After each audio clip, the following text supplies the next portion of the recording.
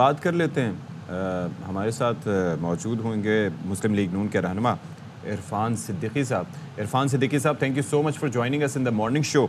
ये मशरूत मुआफ़ी तो है, ज़ाहिर है काफ़ी बात भी हो चुकी है, लेकिन साथ ही साथ कि जी मोहसिन नकवी और बाकी शहबाज शरीफ साहब और इस तरीके से नाम ECL में डाले जाएँ, यानी कि इससे ये इम्प्रेशन जाता है कि सियासी क़यादत से वो बात नहीं करना चाहते और फ़ौज से माफ़ी मांगना चाहते हैं, लेकिन वहाँ पर भी मशरूत माफ़ी। Your comments on it sir. जी बहुत शुक्रिया अशफाक। मामला ये है कि माफ़ी सिर्फ कोई दो चार लफ्ज़ों का या एक हर्फ का या एक लफ्ज़ का नाम नहीं है। माफ़ी दरअसल इस एहसास से जन्म लेती है कि मैंने कोई गलत काम किया है। ठीक है, पहले तो ये एहसास पैदा होना चाहिए, उसके बाद माफ़ी आती है और उसके बाद सियाने कहते हैं कि एक तीसरा लफ्ज़ आता है जिसको तलाफ़ी कहते हैं। यस। माफ़ी जो है वो तलाफ़ी मांगती है, उसका इज़ाला मांगती है, उसके अक़दामात मांगती है। अब खान साहब अभी तक 9 मई के जो वाक़यात हैं उनके हवाले से अजीब व गरीब मौक़िफ़ अपनाए रखते हैं। करते करते 1 साल के बाद वो इस नतीजे पे पहुँचे हैं कि हाँ GHQ के बाहर मुज़ाहरा करने के लिए मैंने कहा था लेकिन पुरअमन, हाँ कोर कमांडर के और रेंजर्स के बाहर मैंने कहा था लेकिन पुरअमन। उसके बाद ये भी कहते हैं कि 16 आदमी हमारे शहीद हो गए उस दिन। अगर आपका कोई आदमी बाहर नहीं निकला, अगर आपका कोई आदमी किसी हंगामे में मुलव्वस ही नहीं था, अगर कहीं वो मुजाहरे के लिए भी नहीं निकला, तो वो हलाक कैसे हो गए? 16 बंदे कैसे हलाक हो गए? और वो 16 बंदे कौन हैं? किसी एक का नाम नहीं देते, वो कोई एक FIR दर्ज नहीं हुई किसी के लवाहिकीन ने। तो अब इस तरह की ज़हनी कैफियत में आप ही बताइए कि क्या किया जा सकता है? कौन सी आप ये कहते हैं जी कि वो मुझसे माफ़ी मांगे, और माफ़ी किस चीज़ की मांगे हैं कि जी मुझे हाई कोर्ट के इहाते से घसीटते हुए लेके गए थे रेंजर्स। अब आप दोनों माशाल्लाह यंग हैं, सदफ भी और अशफाक आप भी, लेकिन हमने गिरफ्तारियां देखी हैं, मुझे खुद भी गिरफ्तार किया गया था। कभी नहीं होता, घसीटने की नौबत नहीं आती। एक सोबर आदमी, एक बावकार आदमी चल पड़ता है, अपने कदमों पे चल पड़ता है और जिस गाड़ी में वो बिठाते हैं वो जाके बैठ जाता है। नवाज शरीफ गिरफ्तार हुए, जरदारी हुए, भागने की रवायत भी इनके एक लीडर ने डाली, घसीटने की रवायत भी। घसीटने की नौबत उस वक्त आती है जब आप नहीं जाना चाहते, आप चलते नहीं हैं, आप हंसते मुस्कुराते जाके गाड़ी में बैठ जाते। मैं ये अर्ज करना चाहता हूँ कि ये सारी बातें आउट ऑफ फ्रस्ट्रेशन हो रही हैं। अच्छा। वो तमाम पत्ते आजमा चुके हैं, वो जिस दरवाजे पे दस्तक दे रहे हैं उस दरवाजे की झरी से कोई बाहर देखने के लिए भी तैयार नहीं है और वो गलत जगह जा रहे हैं। आपने दुरुस्त कहा अपनी इब्तदाई गुफ्तगू में कि सियासतदानों से बात करते हैं, सियासी मुज़ाकरात होते हैं, हमेशा होते हैं। देखिए जब 14 अगस्त को 2014 में ये लोग आ गए थे धरने के लिए और 4 माह बैठे रहे, तो फिर ये मामला कैसे हल हुआ? हमारी एक कमेटी बनी, इनकी एक कमेटी बनी, दोनों बैठे, मुज़ाकरात हुए, कहा गया जी कि हाँ एक जुडिशल कमीशन सुप्रीम कोर्ट के चीफ जस्टिस का बना देते हैं। बन गया, उन्होंने एक फैसला दे दिया, मामला खत्म हो गया। आप बात नहीं करना चाहते, ये चोर हैं, ये डाकू हैं, इनसे मैं हाथ नहीं मिलाऊंगा। हाँ, लेकिन इरफान साहब उसके अंदर एक बड़ा अहम इंसिडेंट जो हुआ था जिसके बाद नेशनल एक्शन प्लान भी बना था। यू रिमेंबर वो 16 दिसंबर वाला वाकया जो था जिसने सबको हिला के रख दिया था, उसके बाद he had to end the dharna, वरना शायद फिर भी बैठते मजीद। जी हाँ, आपने दुरुस्त निशानदेही की है। वो भी इसलिए कि वो वाकया बड़ा एक अलमनाक वाकया हो गया था जिसने पूरे पाकिस्तान को हिला के रख दिया था, वगरना शायद वो कंटिन्यू करते। लेकिन एक दूसरी राय भी है कि उनकी स्टीम निकल चुकी थी। मैं खुद इस्लामाबाद में रहता हूँ। एक दिन वजीर आजम नवाज शरीफ कहीं हेलीकॉप्टर पे जा रहे थे और मैं भी उनके साथ था, और वापस आते हुए जाहिर है कि ये डी चौक बिल्कुल जुड़ा हुआ है प्राइम मिनिस्टर हाउस के साथ। वो कहने लगे यार मुझे धरना तो दिखाओ। तो अच्छा। हेलीकॉप्टर ने थोड़ी सी नीची परवाज की और वो धरने के ऊपर से गुजरे। आप यकीन जानिए कि 100 से भी कम आदमी वहां बैठा हुआ था, लेस देन 100। तो वो कहने लगे यार ये लोग हैं जिन्होंने पूरे मुल्क को यरगमाल बनाया हुआ है। तो कहने का मतलब ये है कि कोई स्टीम नहीं रही थी। तो इरफान सिद्दीकी साहब, अभी जो ये सारे ऐलान हो रहे हैं मशरूत माफ़ी और दीगर इशू, तो आप समझते हैं कि कोई हिकमत अमली चेंज हो रही है, या जैसे कि आपने कहा आउट ऑफ फ्रस्ट्रेशन ये किया जा रहा है?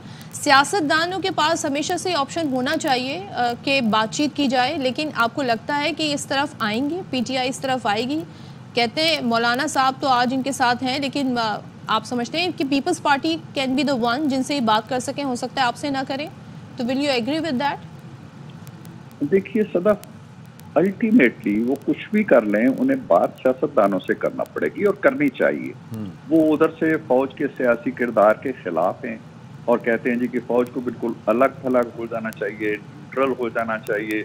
न्यूट्रल के मानी भी वो बदलते रहते हैं, कभी जानवर होता है, कभी गैर जानिबदार होता है, कभी कुछ होता है। एनीहाउ, मेरा जो सियासी तजर्बा है, बड़ी बड़ी तहरीकें उठी हैं, भुट्टो साहब के खिलाफ एक तहरीक उठी, अल्टीमेटली उसमें भी मुज़ाकरात हुए। ठीक है। और जब भी मामलात आगे बढ़ते हैं तो मुज़ाकरात से ही बढ़ते हैं और सियासतदानों के दरमियान ही मामलात तय होते हैं। इनको हमने 20 बार पेशकश की, जो कि अब खत्म कर दिया। हमने तय किया है कि अब हम पेशकशें नहीं करेंगे।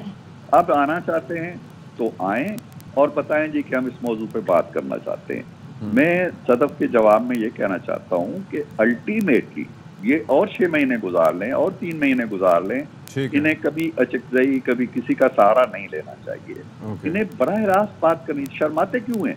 सियासतदान तो हमारी और पीपल्स पार्टी की कश्मकश किसी जमाने में इतनी शदीद थी कि उसका तस्वुर नहीं आप कर सकते। हम मिलते नहीं थे, हाथ नहीं मिलाते थे, जनाजों में नहीं जाते थे, शादियों में नहीं जाते थे, शादियां होती नहीं थी कि जी ये पीपल्स पार्टी का है या PMLN का है, यहाँ हम रिश्ता नहीं देंगे। उसके बावजूद हम मिले, हमने 13वीं तरमीम की। एक चीज इसमें है कि जाहिर है कि सियासतदानों की कोई ना कोई चीज़ बगैर हिकमत के नहीं होती। अब 1 साल से he is in the jail, resilience है कि बाहर जाने की कोशिश नहीं की, ही स्टेइंग देयर, लेकिन साथ ही इसका कोई there seems no end to it. फिर उसके बाद ISPR की जानिब से भी स्टेटमेंट सामने आ गया है। तो बाज़ औक़ात आप अपने पत्ते शो करते हैं और फिर देखते हैं कि उसका रिएक्शन क्या सामने आ रहा है।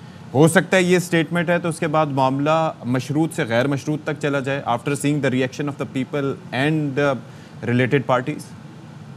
बहुत अच्छा हो, मेरा ख्याल है कि ये बहुत पहले हो जाना चाहिए था। लेकिन जो बात आप कह रहे हैं, मैं चूंकि थोड़ा सा जानता हूं उनको, मेरी कुछ मुलाकातें भी रही हैं उनसे, जी खान साहब से, मैं नहीं बावर करता कि वो किसी संजीदा, किसी सोची समझी, किसी सियासी हिकमत अमली की बुनियाद पे ये काम कर रहे हैं। अगर हिकमत अमली होती तो वो एक लाइन बनाते, एक रास्ता तराशते कि इस मंजिल पे मैंने जाना है। फिर ये ना होता कि एक दिन वो कुछ कहते, दूसरे दिन कुछ कहते, तीसरे दिन कुछ कहते, कभी फौज की हिमायत करते, ये बयान दे चुके हैं कि फौज के साथ ना खड़े होना हमाकत है। अगले दिन फिर फौज पे बरस पड़े, फिर ISPR पे बरस पड़े। भाई ISPR क्या करे? फौज ने तो इसी मुकदमे में, जिसमें आप अभी तक बचे हुए हैं 9th में अपने 30 के करीब अफसरों को और बड़े सीनियर अफसरों को सजाएं दे दी, कोर्ट मार्शल कर दिए, घरों में भेज दिए, पेंशनें जब्त कर ली। आप पे तो कोई कार्रवाई अभी हुई नहीं है और आप कहते हैं जी ये मैं नहीं था। भाई बात ये है, सीधी सी बात है, बिल्कुल एक स्ट्रेट क्वेश्चन मैं करता हूं कि ये कैसे मुमकिन है कि एक खास लम्हे में, एक खास वक्त में, एक खास शाम को 250 मकामात चुने जाएं पाकिस्तान के, कोयटा से लेके चतराल तक, और वो 250 मकामात फौजी हों, शोहदा के मज़ार हों, फजाइया के अड्डे हों। How is it possible? ये ना कहें ना, दुनिया की आंखों में धूल मत चौंके। ये अब बहादुर बने, दलेर बने, हाँ कहें जी कि मैंने काल दी थी, ये सब कुछ हुआ है, गलत हुआ है, हम उसकी माफी मांगते हैं। मत इससे जान नहीं छुड़ा सकते कि जी मुझे वीडियो दिखाओ, मुझे फलां। इस सवाल का जवाब दे दें कि किसने 250 मकामात पे हमलों का कहा था अपने पैरोकारों। इरफान साहब, एक और चीज़ भी है, वन लास्ट थिंग, बल्कि कि ये जब इस बड़े लेवल पर इंसान होता है तो एट टाइम्स आवाम से डिस्कनेक्ट हो जाता है, लेकिन उनके पास एडवाइज़र्स या मुशीर या दोस्त या ऐसे लोग होते हैं कि जो उनको गाइड कर सकें towards the betterment. I am sure मियाँ साहब के पास भी आप जैसे लोग मौजूद हैं, तो इनके पास भी होंगे, बानी PTI के पास भी, या ऐसा नहीं है आपको लगता है? हैं, यकीनन हैं, बहुत अच्छे लोग हैं और वो अच्छा मशवरा दे सकते हैं। लेकिन अशफाक में आपको बताऊं कि हमारी मुलाकात रहती है, सेनेट में मिलते हैं, हमारे साथ जुड़ा हुआ है नेशनल असम्बली का हाल, हम चाय पीते हैं, कैफेटेरिया जाते हैं। मायूस हैं ये लोग इसलिए कि ये ऐसी चीज़ों का दिफा करने पे ये बेचारे मजबूर हो जाते हैं जिनका दिफा ये करना नहीं चाहते या कर नहीं सकते। अब देखिए कि हड़ताल की, भूख हड़ताल की, انہوں نے کہا جی کہ ہم ہر روز بھوک ہڑتال کریں. کل جب میں سینٹ کے بلاک سے نکلا تو میں نے ڈرائیور سے کہا یار وہ بھوک ہڑتال کدھر ہو رہی ہے؟ اس نے کہا جی یہ رائٹ ہینڈ پہ ہو رہی ہے. میں نے کہا روکو ذرا میں دیکھوں. آپ یقین جانیے 5 آدمی بیٹھے ہوئے. اب کس نے ان کو یہ رہنمائی دی ہے کہ جی، اور وہ بھی 2 گھنٹے کے لیے آ کے بیٹھتے، نہ کوئی بندہ آتا ہے آپ کو دیکھنے کے لیے. کیوں اس طرح کے رسوائی کے اقدامات کرتے ہیں؟ آپ زمینی حقائق کو سمجھے. میں یہ نہیں کہہ رہا کہ آپ کو عوام کی تائید نہیں ہے، ہوگی، لیکن عوام کی تائید کے ساتھ ساتھ حکمت عملی ہونی چاہیے. کوئی راستہ بنانے کے لیے آپ سوچ سمجھ سے، شعور سے کام لیں. ایک جگہ آپ دستک دیے جا رہے ہیں اور دروازہ نہیں کھل رہا. ٹھیک ہے، آپ کہہ رہے ہیں ایک جگہ دستک دیے جا رہے ہیں وہ دروازہ نہیں کھل رہا، اور وہاں سے بھی بڑا واضح جواب بھی ہے. تھینک یو سو مچ عرفان صدیقی صاحب، ساری صورتحال پر بات کر لی. اب دیکھتے ہیں یہ معاملہ ہے جس سیاست میں روز ہم دیکھ رہے ہوتے ہیں کچھ نہ کچھ نیا آ رہا ہوتا ہے، اور اب یہ ایشو آگے کہاں جاتا ہے.